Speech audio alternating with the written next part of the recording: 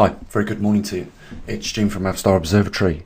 A lot of people have been asking what I would suggest, perhaps to help a few people in what is probably a looming crisis somewhere down the road. With regards to being off grid, growing their own food, and just taking some precautions as we slowly arrive to that point where inevitably we are going to have to do something about it. And one of the things that I've been looking into now seriously for the last 2 or 3 months is cutting some of the energy costs related to my home. And some of the things that we've looked at is solar panels, and I'm not a big fan of solar panels because of a lot of reasons. I'm not a big fan of storing electricity onto batteries because they're very expensive. But what do we do when we are confronted, like I was today, with the energy company that provides the electricity to our property just came out and told us that will be going up by a further £255 a year. So I know a lot of you guys have got your own ideas as to how you'll sort of like absorb these extra costs. I mean, for a lot of us, things aren't getting any better with regards to salaries. In fact, they're probably getting worse. And I think we are all going to have to bite the bullet at some point and try and offset some of these costs. Now, like I say, solar systems are very expensive. In a lot of people's cases, they don't have the capacity to store the solar panels on their roofs or in the gardens. So, for a lot of people, this isn't the best idea for them. But what I'm seriously thinking of doing, I can't afford to buy it all in one go. I think, any reasonable attempt to go off grid with solar panels, someone would have to invest quite a lot of money. But what I did have the idea of doing is to probably doing this over a period of time to spread the costs, and hopefully I can see from the moment I start a reduction in the energy costs. So what I was prepared to do is probably buy 1 or maybe 2 of these batteries, or not these particular batteries, or batteries similar to these, and I'll explain why I chose, I like the idea of this battery in a minute in the video. But I was thinking of not having any solar panels at all, but just having the batteries, because I'm sure energy companies are set up internationally the same, where you pay less for electricity out of peak times. So on the night times, like us here in the UK, electricity is half the price of what it is in the daytime. And what I was thinking of doing is switching my main consumer board over to be powered by these batteries, and having these batteries charge up off peak or during the night time, and then using the power as they're being charged up through the night, and also relying on the power in the daytime to run the various things in my house. And one of the things you need to do before you start, I suppose, is work out what your annual consumption of electricity is. So in my instance, it's around 2,500 kilowatts, and you can easily do the math when you're looking at these batteries as to how many batteries you'll need just to offset the usage. So these batteries, as you can see, are 5.12 kilowatts, and I would need 2 of those. If you break down 2,500 kilowatts over the year, it's around 6 kilowatts a day. And I've been also, over the last couple of months, just checking the energy rating on the appliances that I've got. So I've got like 2 fridges, and both of those fridges combined would consume just under 1.5 kilowatts. So you get an idea, out of the 6 kilowatts a day, what appliances are using the electric all the time. It's not like we switch the fridges off, we leave them like most people do, just running 24 hours a day to keep the food cold in them. But I like the idea of this battery. Well, that was my plan, probably to buy 1 battery or maybe another battery a bit further on, so I split the costs up. And the good thing about these is that you can also, if you get a little bit of extra cash, you can start by building your solar arrays up. So one of the solar panels that I was looking at was 115 watts, and to buy the panel it was £111. But it's like everybody else. We can't afford to do it all in one go. That would be nice, wouldn't it, to tell the stick your fingers up tomorrow to the energy companies and their extra VAT that they charge us on top of the energy that we buy, and say we don't need it anymore, and maybe if we produce more than enough, sell them a little bit back. I think that would be a nice thing. I don't think there's going to be a shortcut to this solution. I think that we are going to have to outlay, or initially put some money down on whatever system we choose, but there are some massive benefits. We saw, I think it was last year in Texas, when they had that once in 100-year storm that took the grid down, people left without electricity. Well, the nice thing about this is you wouldn't be left without electricity if you had a couple of solar panels to just trickle charge these batteries back up. At least you could keep some of the things going in your household, so there would be the you wouldn't have to be so dependent on the grid repairing lines, and then that period of time that you'd be without them. I mean, for a lot of people, they have in their fridges at home probably £100 or £200, probably in some cases a lot more in value of food in their fridges. So if they go out, the grid goes down, I don't suppose energy companies would reimburse you if you went without electricity for a week for the money that you'd lost in the fridge. So there are some benefits. You've got your dependency, so you're self-reliant. And one way I thought of doing it, which would be, I think is a good idea, is to buy the batteries. You don't even need the solar panels. Just buy the batteries and have them charge up during off-peak, and you'll be paying half straight off with just having these batteries. Now, these batteries are not cheap. It's in dollars because it's an American company that manufacture these batteries, but I think it works out about £1,400 each battery for us here in the UK, and I think we'd have to pay shipping on top of that.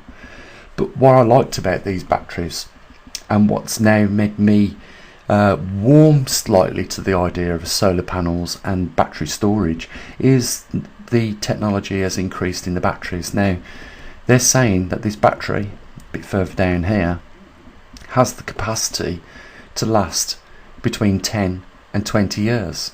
And if you read the description there, it tells you, these batteries are designed for deep cycles. So you can drain them right down to probably 20% of the capacity that's stored in the battery every day for a guaranteed 15 years, they say. And I like that idea, because if you're self-sufficient with your energy production in your home over 15 years, like I am now, I mean, my bill is going to go up from £667 to £943, but if I don't have to pay that £943 after probably 4 years of the initial payment of the solar setup that I'm thinking, then I've obviously now earning money off my electricity that I'm producing, if you get what I mean. Or I've got free electric then for the next 10 years. So that's what I think we probably should be thinking now seriously about, all of us doing, going back over now some of the technology, and seriously thinking about becoming self-sufficient with the electricity at least. We are going to be put in more vulnerable situations with regards to grid failure. I'm sure you'll agree with me, with the magnetosphere declining, and possibly within the next 12 months declining very rapidly. We are going to be left susceptible to a lot of things, not just related to the climate, which obviously if you've been watching these videos over the last few months, we've showed clearly that we are 6,000 years into or re-entering another glacial period.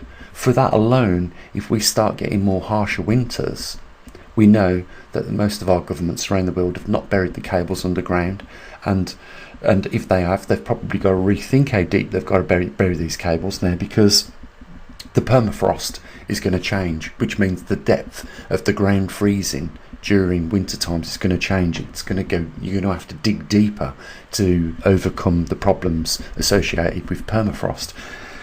The other thing is if the cables are running like they are in pretty much all the countries around the world, like here in the UK, overland, then they are going to be susceptible to break because of the sheer amount of ice that's going to build up on them. And again, this is one of the reasons why we need to start now thinking about this.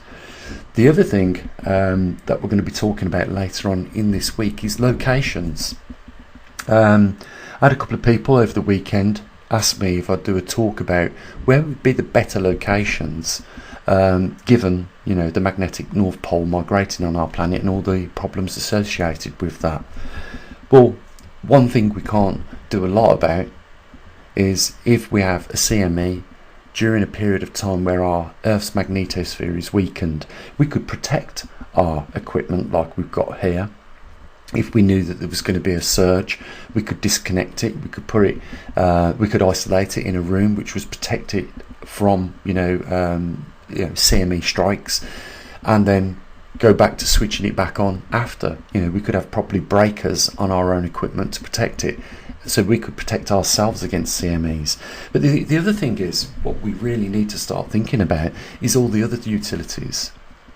I think if I was going to go down the route of doing this, I probably wouldn't have any gas in my property. I'd do away with gas completely, because there's nothing you can do if the gas companies have any problems down the road. You have got to wait for the gas company to put the gas back on for you. But if you're totally electric, you know, and you've got your own system and the grid goes down, at least you can trickle charge these up. Even if you're not in the best desirable safe facing part of the world, you will get some power back into them batteries, and that will enable you to charge up some of the equipment around your home yourself. Something else which I'm going to be doing here is, you know, I've heard so many people talk about growing your own food, and this is one of the things that we've really looked at here over time. And I've said, okay, you know, it's a long-winded process. A lot of people that have never grew food before are going to have a big, steep learning curve when it comes to growing their own food.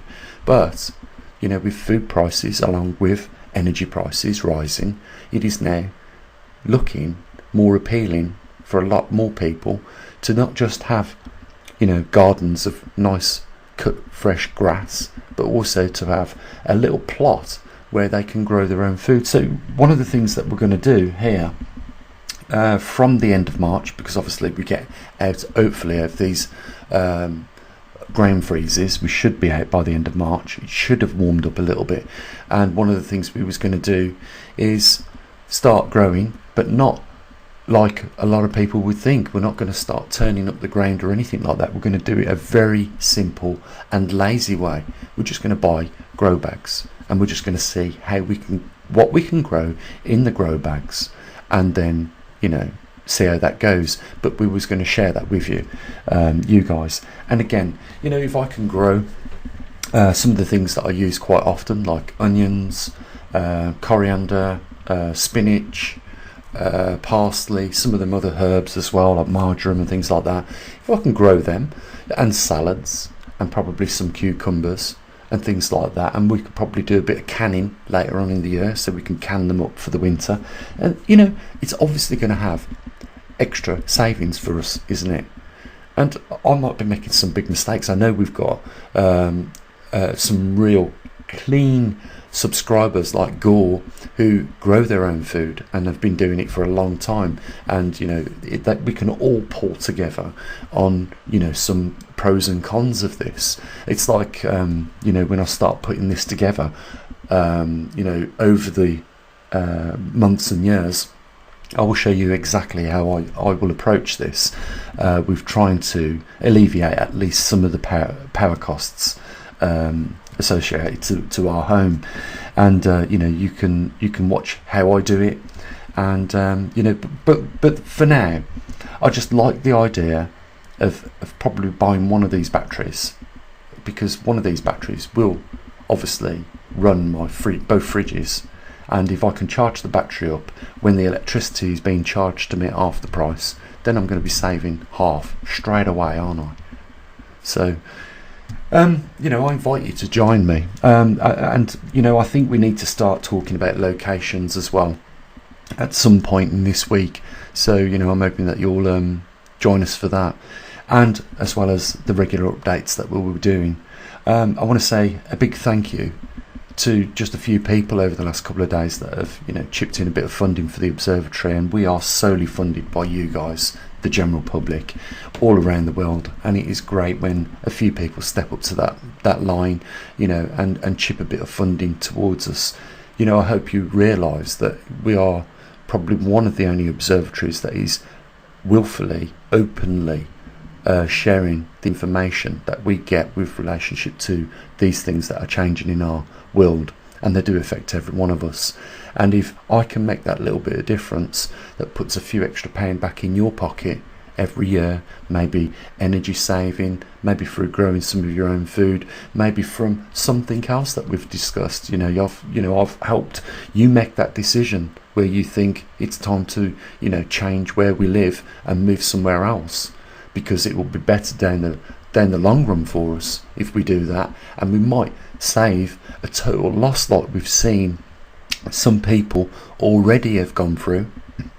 I'm talking about those tornadoes that we witnessed late in the year in the United States, where people lost their lives, lost all the belongings. If we can give people like that a heads up, we've absolutely done our job here at the observatory. And I think that those people that have chipped in a little bit would be happy, to know that they are, working with our observatory in coming up with some real practical solutions that we can all benefit from, because these energy companies seem to be working together these days, and we are getting, like you guys probably realising, screwed left, right and centre. We think that in 2022 we'd be living in a world where we had low cost energy. Instead, it's quite the opposite. So I hope I've given you a bit of food for thought.